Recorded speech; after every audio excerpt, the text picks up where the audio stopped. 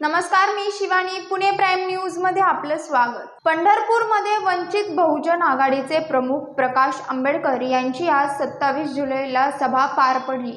या सभेत प्रकाश आंबेडकर यांनी उपमुख्यमंत्री देवेंद्र फडणवीस आणि मराठा आरक्षण आंदोलक मनोज जरांगे पाटील यांच्यावर जोरदार हल्लाबोल केला.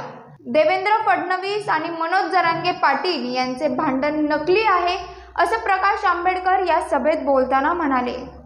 घ्या, जरांगे पाटील शिव्या कोणाला देतोय? कोणाला देतोय? मी तुम्हाला काय वाटतं की जरांगे पाटील आणि देवेंद्र फडणवीस यांचं भांडण झालं असं तुम्हाला वाटतं? बरोबर आहे की खोटं आहे? बरोबर आहे, पण मला असं वाटतं हे नकली भांडण आहे. कोणाच्या लक्षात आलं का हे नकली भांडण का? भारतीय जनता पक्षाने जर ओबीसीच्या बाजूने भूमिका घेतली, ओबीसीच्या बाजूने भूमिका घेतली आणि जरांगेने जर असताना देवेंद्र फडणवीसला टार्गेट केलं तर मी समजू शकतो की हे भांडण आहे, हे भांडण आहे. पण देवेंद्र फडणवीस यांनी असताना भूमिका घेतलीच नाही, त्यांच्या पक्षाने भूमिका घेतली नाही आणि तरीही जरांगे पाटील जे आहे ते देवेंद्र फडणवीसला टार्गेट करतात आहेत. राजकारण लक्षात आलं? तुमच्या राजकारण लक्षात आलं का?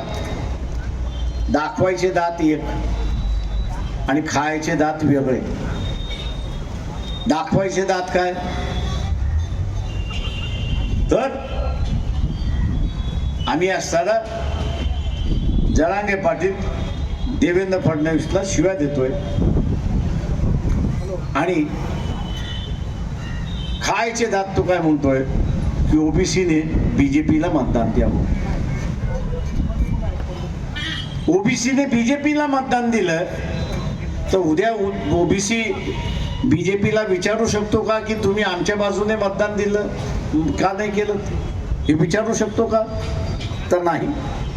का नाही तर तो सरळ सांगेल मी तर ह्या प्रश्नावरती भूमिका घेतलीच नाही. मी जरांगे पाटलांच्या मागणीला विरोध केलेलाच नाही. जरांगे पाटलाच्या मागणीला आम्ही विरोध केला नाही. तुम्ही आम्हाला मतदान दिलेलं आहे, याचा अर्थ की आम्हाला जे पाहिजे ते करायचे आहे आणि आम्हाला जे पाहिजे ते इथलं असताना जरांगे पाटलांना जे पाहिजे तेच आम्हाला करायचे. आणि म्हणून फसून घेऊ नका स्वतःला,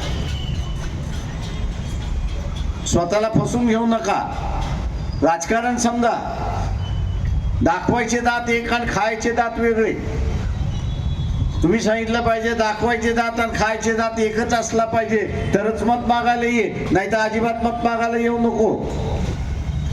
आणि म्हणून उद्याच्या असणाऱ्या ह्या कालावधीमध्ये आपल्याला शांतता राखायची आहे. जे राजकीय मत आहे ते राजकीय मत राहिलं पाहिजे, ते सामाजिक मत होता कामा नये. गावामधला वितुंच वाद होणार नाही याची आपण दक्षता घेतली पाहिजे आणि ती दक्षता घेत आपण आरक्षण वाचूया एवढंच आव्हान मी आपल्या सगळ्यांना करतो आणि रजा घेतो. पाहत रहा पुणे प्राईम न्यूज. धन्यवाद.